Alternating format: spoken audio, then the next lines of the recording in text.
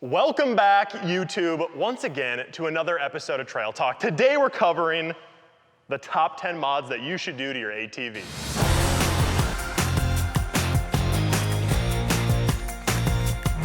Yes!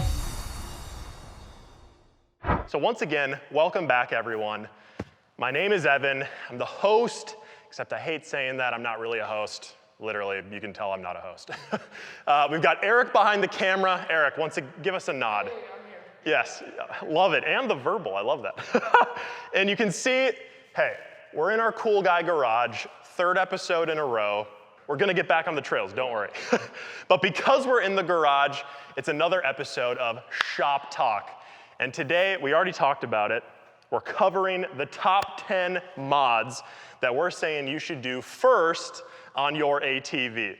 This is quite serious, Eric. It is. This is no joke, right? There's a lot of opinions. And I'll tell you right now, what you're not gonna see today is monster truck wheels. We're not converting it into a land and sea vehicle, as cool as that might be. Future video idea. These are the no-brainer ideas that you wanna add to your vehicle. So we're gonna start off. Let's get to the meat and potatoes. The very first thing that we're going to recommend, I don't even have it on the machine, Eric. There's a bit of a problem here. So the thing I'm recommending is a windshield. And here's the whole thing with windshields. There's different options. There's almost kind of a good, better, best, but it's actually very much like your preference. So there's short, medium, tall. And they come out on the sides. I mean, you know how windshields work, right? The short one's kind of like that, and then the tall, it gets taller as it goes. Now, what do? They're shielding you from the wind. Very technical. We already covered this last episode on side-by-sides. But honestly, they're awesome. Getting buffeted by the wind all day long can get to be a little bit much. In the cold, especially cold wind, really nice to not have that on you. If you're plowing, not having the snow just blast right over the top. Eric, you've experienced this. It's great with the windshield. It protects your eyes even, I mean, you already have eye protection, but just getting blasted with snow, not fun. So windshield itself, very cool. Functionally, the difficulty I have with windshields is sometimes they don't seem to look the coolest. Do you go no windshield and okay, this has a certain look. Do you like the look of a windshield? You could add some more. Ultimately, I'm not running a windshield because Eric says, hey, you're just trying to be cool. But really the riders who are like, no, you actually need one, they're like, this guy doesn't know what he's doing. So guess what? Pick a windshield. Like, it's first for a reason. A lot of people get windshields. I just don't happen to have one. Hit me in the comments. It's okay. Just go ahead, guys. It's okay. Next thing is, and also not here, but not because I don't want them. They're coming. Hand guards. So demo, no guard, hand guard. You know what they look like. It's a piece of plastic. Once again, are these protecting you? Yes, they are. Like foliage, the widest point of your machine is out here, so there's probably less foliage hitting you. But even Erica said like roost coming off of the rider in front of you. And he's coming from dirt biking, so that's very real. You're right in the woods, they do protect you. Let's be honest though, handguards just look awesome. And they're not that expensive, and I'm almost positive you get more horsepower when you're running handguards. We all know it's a fact. So the one thing to consider though is if you run a windshield, you can't run the handguards because, so firstly, windshields, they attach on and off also super easy. It's lock and ride, boom, click, click, they're on. Take them off if you don't need it, if it's not cold. Again, with the handguards, same thing, but you can't run the handguard if you have a windshield because they run into the same zone. The windshield does come out that far, so just a thing to note there. All right, enough of the imaginary accessories. Let's continue moving on. Prepare for the hardest sell of your life. Okay. I'm not even sure it's third on the list as far as like how many people get this, but thumb and hand warmers, which are in wiring inside, are literally the greatest invention of all time.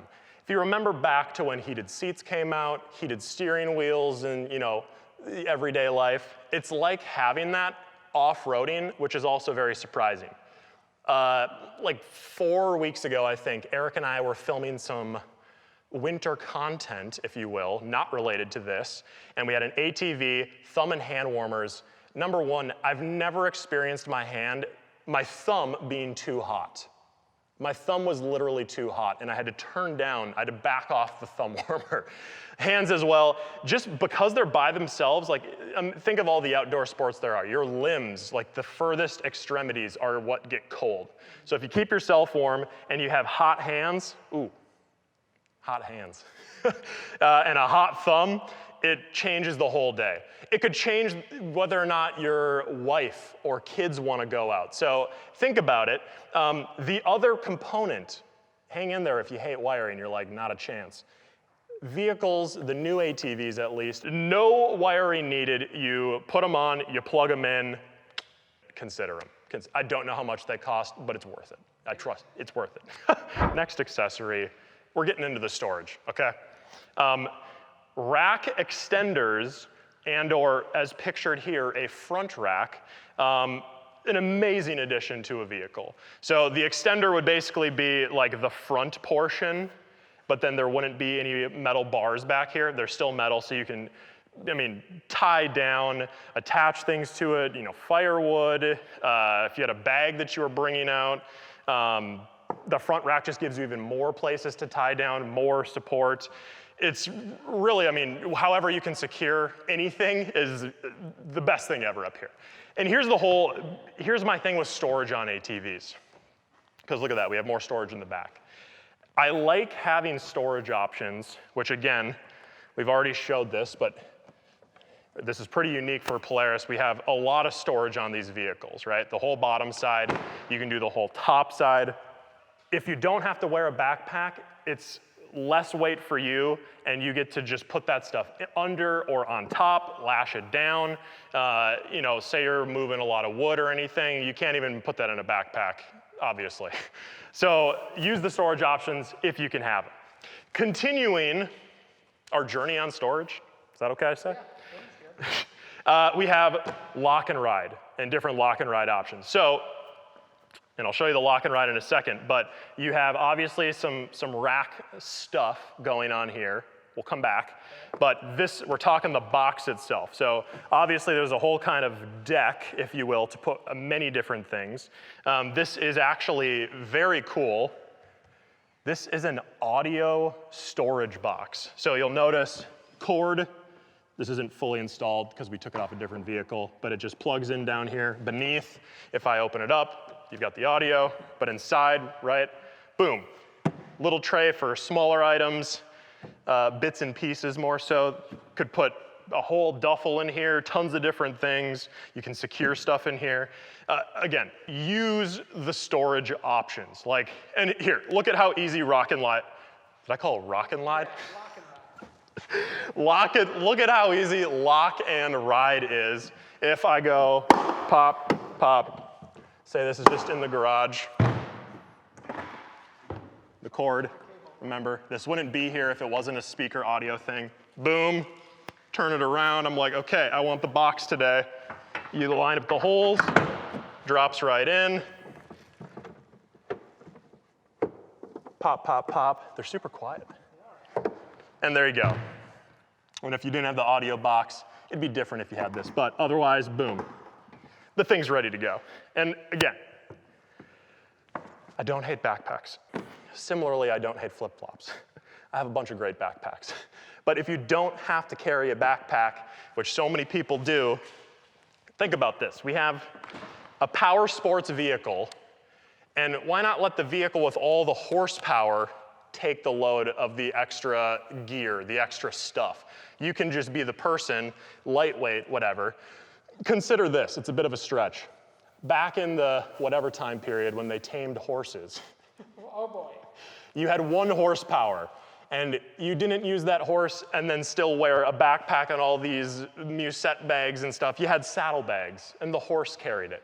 This has a lot of horsepower, so let's have all the horses carry all the weight. I like it. I don't know if JanSport's gonna be mad about this. I love JanSport, whatever. But backpacks are great, but let the vehicle do all the storing. Winches. It's been a long day, guys. Winches. So highly recommend carrying a winch on your vehicle. If you saw the last video, I'm a huge proponent of winches. This is actually very serious to me, where it's like, if you're driving by yourself, riding by yourself rather, this is the ultimate tool to recover you from a situation. It's also the ultimate tool to help somebody else in a tough situation. Or hey, maybe it's like, you know, there's a downed tree, you could remove that tree, you could cut it, remove it in pieces. A winch helps you do so many different things.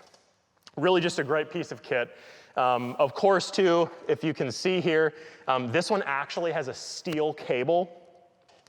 Steel's gonna do an awesome job, but I would recommend in like essentially almost every scenario, a synthetic line. So from us, that's like the blue rope looking thing.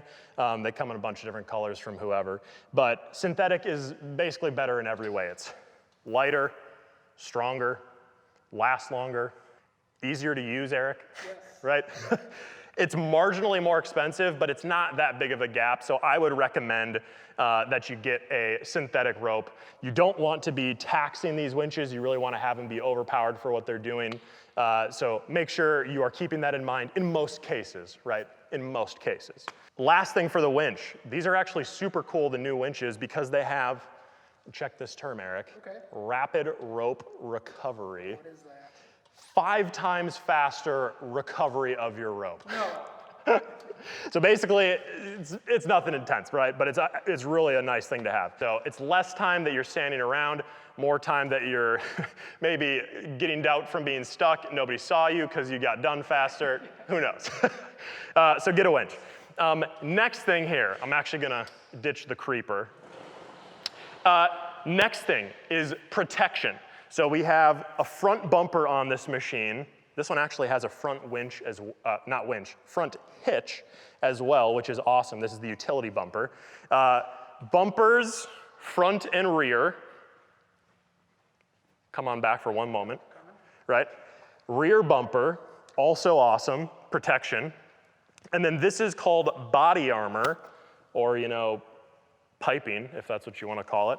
But front and rear bumpers, body armor, and then skid underneath. We won't climb under this one. But back up at the front. So, of course, here you're getting protection, right? Say you're in the woods, tight trails, there's branches, trees, whatever. Obviously, don't hit those, but just in case when it gets a little bit tighter.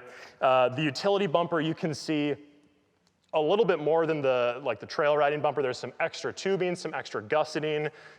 This whole front section is reinforced for a hitch point, which is very cool. You get usually better access to the winch, right? And then the body armor. If you could think say sometimes you get weird branches coming in. Again, don't ride near the branches, don't ride near the trees. But sometimes the trails get a little bit tight. Same thing on a rock. We all saw the failed rock crawl. I'm still hurting from it. But let's say you were off kilter on a rock and you're coming up here. This tubing, this good, thick, strong tubing is protecting the plastic beneath, which is also strong, but it's not gonna stop rocks, right? Like boulders, I'm talking. Not, little rocks, no problem. Big boulders, you wanna put some body armor on there. Under the vehicle is a skid plate. So all of the brand new ATVs are coming with really nice skid plates, which is pretty unique actually for us. I always recommend run the original skids that you have. If you start to get into terrain where you're like, hey, I think I'm gonna need this more often, for sure it's an upgrade you can do if you wanna add skid plates to it, but overall, protection is very nice to have. Again, don't just go out and put all this on your vehicle, because all this stuff, how much does it weigh, Eric? We didn't weigh it. We don't? We have no idea how much it weighs, but it weighs more than not having it. Basically ride and see how much protection you think you're gonna need. I would really let your riding dictate how much gear that you're going to need. Lighting. On this machine, you're going to see the glorious There it is. halogen bulbs in their absolute ferocity. No, I only bring this up because, well, firstly, of course, on a Polaris machine, you have, of course, the headlights, right? But then you also have the pod light. We've talked about how cool this is. You can turn it, and it kind of sees further down the trail, which is great. You can also light up a work scene a little bit better. Very cool. But the reason we bring up these lights, and clearly they're halogen, so Eric, we're gonna get a picture, right, of the thing I'm describing. There's very cool LED lights for both the headlights, if you will, but also the pod. And both of those lights also have the cool accent, right? The eyebrow over the top. So you've got, even up here, there is an accent. You're seeing the picture like right now. So it looks really cool. But you can literally buy that kit, just unplug headlight, 3 screws, which you also use to align them. Boom, boom, that one goes in. It's all plug and play. They're so cool. We have an ATV coming in the future that does have that kit on it, so you will see it in real life. But for now, the picture's gonna do it justice. Otherwise, up here for lighting, it's again, really to your taste. A front bumper definitely is very helpful in making an ATV more functional for running lights. So you have here, if you just wanna zoom in quick, there's some water dots here, but there's this hole that you could use to mount. You have another one that you could use for a bar. There's some different options. It makes it a lot easier to use lighting on here. And go back to the last episode if you really want the full details on different beam patterns. But spot, driving, flood, those are kind of the different options. There is the combo, like I said, which also usually comes in the form of a light bar, where the middle of the light bar is more so spotting, and then the outsides of the light bar are kind of shooting out the sides in a driving or flood beam pattern. So there's a ton of different lighting options. So the thing with lighting, listen, you only put on the vehicle what you need. Like, everyone knows the guy or girl who has way too much lighting going up front. Let me just, who's ever seen one of these? Yeah. Is that a good spot? Let's stack them up. Listen, get the bolts. Zip ties. We are gonna have an issue if we were to, this hits here a bit, that's okay. This is brighter. No, listen, we don't recommend doing something like this. You don't need this much lighting, right? The halogen lights themselves, they're gonna do a ton of awesome work already. If you need more lighting, check out the LED upgrade kit. Get these all upgraded. They're gonna last longer. They're going to be brighter. And then secondarily, add tasteful lighting. I like tasteful lighting. Put a couple pods here, put a 10-inch bar here. Really let what you're doing drive the amount of lighting you need. Everybody is like, okay, lighting, I'm buying the big bar. A, FYI, these are expensive, and B, not necessary and not extra weight that you may want. So a couple pods on here, LED lights to kind of tie it all together with white lighting would be an awesome look.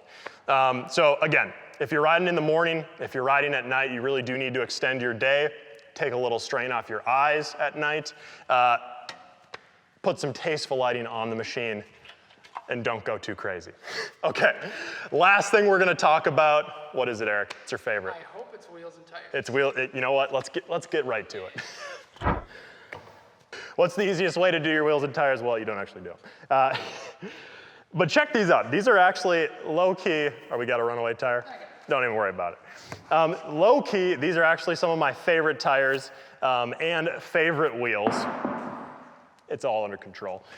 Okay, so these are not the wheels or the tires that come on this machine. These are from Pro Armor.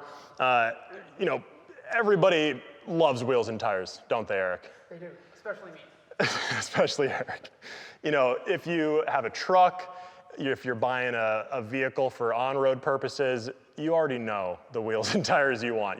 You're like, I gotta change the tires and the wheels, first thing. And it literally does transform, like this machine, to me, it looks so cool, largely because of just the bumpers, the body armor, and really these awesome wheel and tire combos we have.